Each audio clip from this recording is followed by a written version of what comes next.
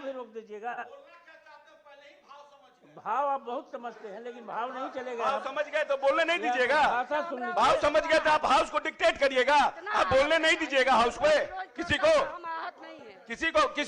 को गाली दीजिएगा और वो अपने बात को एक्सप्रेस भी नहीं करेगा हाउस में। गाली कौन दे रहा है? बोलते दीजिए ना, कौन दे रहा है? अरे बोलने दीजिए ना, बताते हैं गाली कौन दिया। कौन दे रहा है गाली? बोलने तो दीजिए भाई, बोलिए क्या रखना चाहते हैं। आप समझ गए होंगे, हम तो नहीं समझे। यही कानून जानते हैं, हम तो नहीं समझे, इसलिए उनको यही करते हैं। सभापति महोदय, दिनांक 16 तारीख को 15 तारीख को 15 तारीख को सेकेंड हाफ में बहस चल रहा था उद्योग विभाग पर, और जिसमें उद्योग विभाग के बहस में जिसमें सुनील जी माननीय विधान परिषद के हमारे सदस्य बोलते बोलते उन्होंने विधान परिषद में जो घटना घटी थी स्पीकर और मुख्यमंत्री के बीच में उस विधानसभा में, उसकी चर्चा यहां पर करने लगे।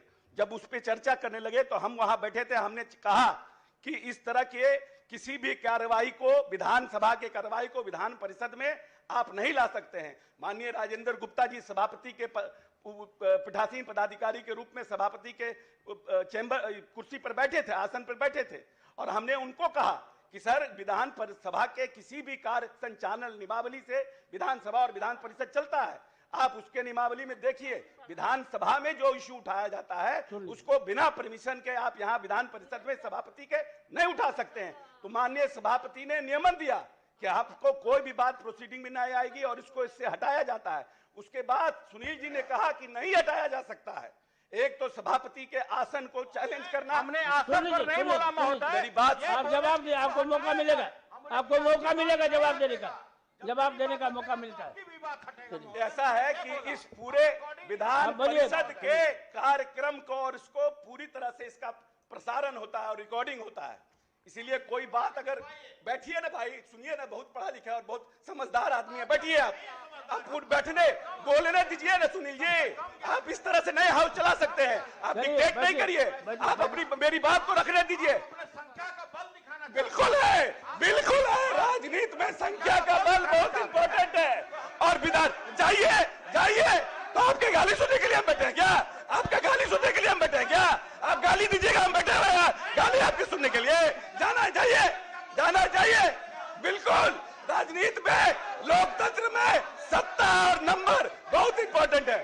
सभापति महोदय, बजे सुनने दीजिए। हाँ चलिए, आप बोलना भी रोक दीजिएगा। भाव आप बहुत समझते हैं, लेकिन भाव नहीं चलेगा। भाव समझ गए तो बोलने नहीं दीजिएगा। भाषा सुन लीजिए। भाव समझ गए तो आप हाउस को डिक्टेट करिएगा, आप बोलने नहीं दीजिएगा हाउस में किसी को गाली दीजिएगा और वो अपने बात को एक्सप्रेस भी नहीं करेगा हाउस में। गाली कौन दे रहा है? बोलते दीजिए ना, कौन दे रहा है? अरे बोलने दीजिए ना, बताते हैं गाली कौन दिया। कौन दे रहा है गाली? बोलने तो दीजिए भाई, बोलिए क्या रखना चाहते हैं। आप समझ गए होंगे, हम तो नहीं समझे। यही कानून जानते हैं, हम तो नहीं समझे, इसलिए उनको यही करते हैं। सभापति महोदय, दिनांक 16 तारीख को 15 तारीख को